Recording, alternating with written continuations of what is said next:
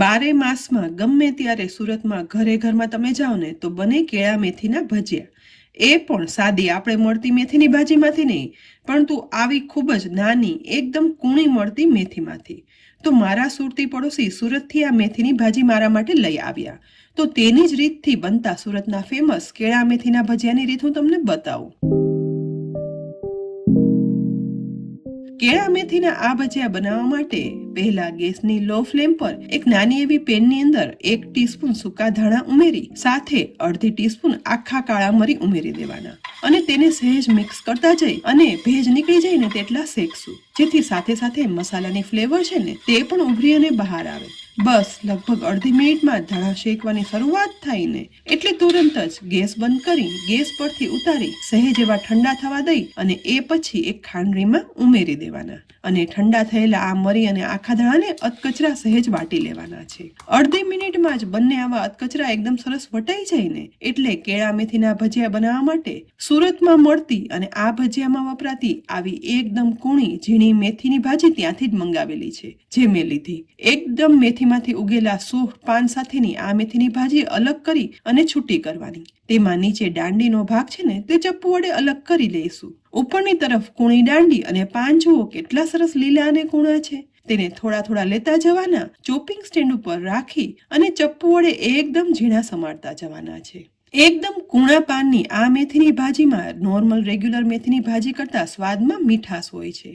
બસ મેથીની ભાજી સમારાઈ જાય ને એટલે એક બાઉલ લઈ ગરણી રાખી અને બધા સમારેલા મેથીની ભાજી છે ને તે ઉમેરી દઈશું અને એ પછી ઉપરથી પાણી ઉમેરતા જઈ ઘસી અને સાફ કરી લેવાની, કારણ કે આ મેથીની ભાજીની અંદર બહુ જ બધી ઝીણી માટી હોય છે. માટે આ રીતે ચોખ્ખા પાણીથી સાફ કરવું ખાસ જરૂરી છે. હવે આ ભાજીને પાણીમાંથી નિતારી લેવાની. એ પછી ભજીયાનું બેટર બનાવવા માટે અહીં મેં એક પાક્કું કેળું લીધું છે અને અહીં આ ભજીયા બનાવવા માટે પાક્કું કેળું લેવાનું જે ઇઝીલી મેશ થઈ જાય. આ ભજીયાનો સ્વાદ તો જ સરસ આવે છે. જો થોડું એવું કાચું કેળું લઈએ ને તો આ ભજીયાનો સ્વાદ એટલો બધો સરસ નહીં આવે. કેળાની છાલ ઉખાડી લીધા પછી ચપોડે કેળાના નાના નાના ટુકડા કરી લઈશ અને એ પછી ચમચી વડે પ્રેસ કરી કેળાને મેશ કરવાનું છે. અહીં ચમચી વડે મને ના ફાવતા હવે હું ફોકનો ઉપયોગ કરી કેળાને મેશ કરીશ, કારણ કે પાકા કેળાનું અહીં ખમણ પણ નથી કરવાનું અને બ્લેન્ડ પણ નથી કરવાના. બસ આ રીતે મેશ કરી અને બેટર બનાવવાનું છે, તો જ પરફેક્ટ ઓરિજિનલ સુરતી કેળા મેથીના ભજીયાનો ટેસ્ટ આવશે. અહીં કેળાના ટુકડા મેશ થઈ જાય ને એટલે સાફ કરેલી મેથીની ભાજી છે ને તે સાથે ઉમેરી દેવાની. સાથે જ આખા ધાણા અને મરીનો અધકચરો વાટેલો ભૂકો હતો ને એ ઉમેરવાનો. એ પછી મસાલામાં 1/8 ટીસ્પૂન હિંગ પાવડર, 1/8 ટીસ્પૂન હળદર પાવડર, 1/4 ટીસ્પૂન લાલ મરચું પાવડર, અડધી ટીસ્પૂન મીઠું અને 1 ટીસ્પૂન ખાંડ ઉમેરવાની. ઘણા લોકો કેળા મેશ કરીને ત્યારે પણ ખાંડ ઉમેરી દેતા હોય છે, પરંતુ મેં બધા મસાલા સાથે ઉમેરી. એ પછી બધું એકદમ સરસ રીતે મિક્સ કરી લેવાનું છે, જેથી આ મસાલો છે ને તે એકદમ સરસ મિક્સ થઈ જાય ને તો કેળા અને મેથીના ભજીયા બને પછી ખાઈએ ને તો તે મસાલાનો સ્વાદ છે ને તે અંદર સુધી આવે.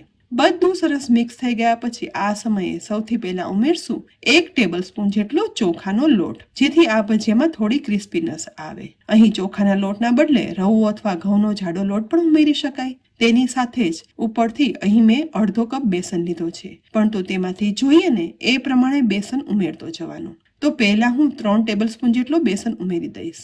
બેસન ફક્ત એટલો જ ઉમેરવાનું જેથી મેથી અને કેળાનું આ બેટર છે ને તેનું બાઇન્ડિંગ આવી શકે.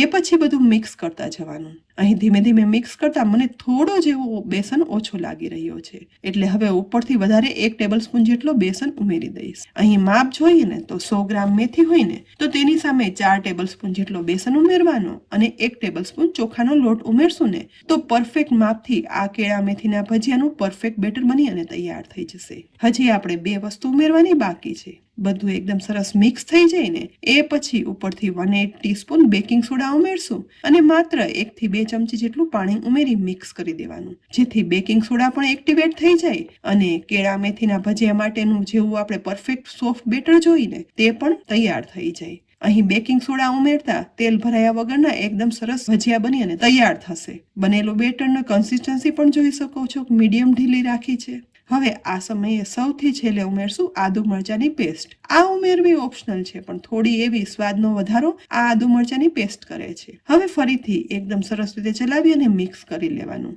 અહીં આપણું કેળા મેથીના ભજીયાનું બેટર તૈયાર થઈ ગયું છે.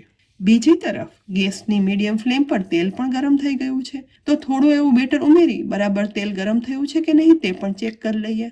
અહીં આ ભજીયા તળવા માટેનું પરફેક્ટ ટેમ્પરેચરનું તેલ ગરમ થઈ ગયું છે. તો આ સમયે કેળા મેથીના ભજીયા પાડવાની એક ખાસ રીત છે. આ રીતે હાથમાં થોડું એવું બેટર લેવાનું. એ પછી હાથની 4 આંગળામાં બેટર રાખી અને અંગૂઠા વડે આ રીતે નીચે તરફ સ્પ્રેડ કરવાનું, એટલે કે સરકાવતું જવાનું, જેથી કેળા મેથીના ભજીયા છે ને તે તેલમાં પડશે. અને આવા કોઈ પણ શેપ વગરના જ આ ભજીયા હોય છે. બસ ઉમેરવાની આ એક ખાસ ખાસિયત છે કે અંગૂઠા વડે બેટર છે ને તે નીચે સરકાવતું જવાનું અને આ રીતે તેલમાં ભજીયા પાડતા જવાના.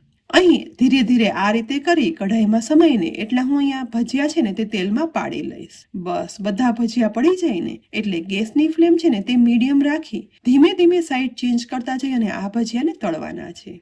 અહીં મીડિયમ ફ્લેમ પર જ ભજીયા તળવાના, જેથી તે અંદર સુધી ચડી પણ જાય અને ઉપરથી ગોલ્ડન બ્રાઉન ક્રિસ્પી થાય. લગભગ 3 થી 4 મિનિટ સતત સાઈડ ચેન્જ કરી અને તળતા અહીં જુઓ એકદમ સરસ ફૂલી કેળા મેથીના ભજીયા ક્રિસ્પી બની અને તૈયાર થયા છે. કલર પણ જુઓ કેવો સરસ ડાર્ક ગોલ્ડન બ્રાઉન આવ્યો છે. બસ આ તળાયેલા કેળા મેથીના ભજીયાને હવે તેલમાંથી નિતારી અને બહાર પણ કાઢી લેવાના અને ગરમા ગરમ આ કેળા મેથીના ભજીયા ગ્રીન ચટણી સાથે આજે પીરસી લઈશું. નોર્મલ મેથીના ભજીયા કરતા બિલકુલ અલગ આ કેળા મેથીના ભજીયા છે ને તે સુરતમાં તો ઘરે ઘરે બને છે, પણ તમે ચાખ્યા ન હોય ને તો ચોક્કસ એકવાર આ રીતે કેળા મેથીના ભજીયા બનાવજો. ખરેખર ગરમા ગરમ ચા સાથે પીરસો ને એટલે બપોરે પણ ખાવાની મજા આવે, સાંજે પણ બનાવો ને તો એક વાનગીમાં પેટ ભરાઈ જાય. અને સુરતમાં આ ફેમસ કેળા મેથીના ભજીયા તો એકવાર બનાવશો ને એટલે તમે વારે વારે બનાવવાના અને તેના ફેન થઈ જશો. તો ફ્રેન્ડ્સ, સુરતી પાસેથી લીધેલી મેથી અને તેની જ રીતથી આજ મેં કેળા મેથીના ભજીયા બનાવ્યા છે. તમને આ રેસીપી કેવી લાગી ચોક્કસથી કહેજો, અને રેસીપી ઉપયોગી લાગી હોય ને તો લાઈક કરી અને શેર કરજો. સાથે જ અમારી કિચન સિરીઝ યુટ્યુબ ચેનલને સબસ્ક્રાઇબ કરી અમારા ફેસબુક પેજને લાઈક કરી અને ફોલો કરી લેજો, જેથી આવી અનેક ઉપયોગી રેસીપીના અપડેટ્સ તમને તુરંત જ મળે. આવતીકાલે ફરી મળશું એક નવી રેસીપી સાથે. ત્યાં સુધી આવજો.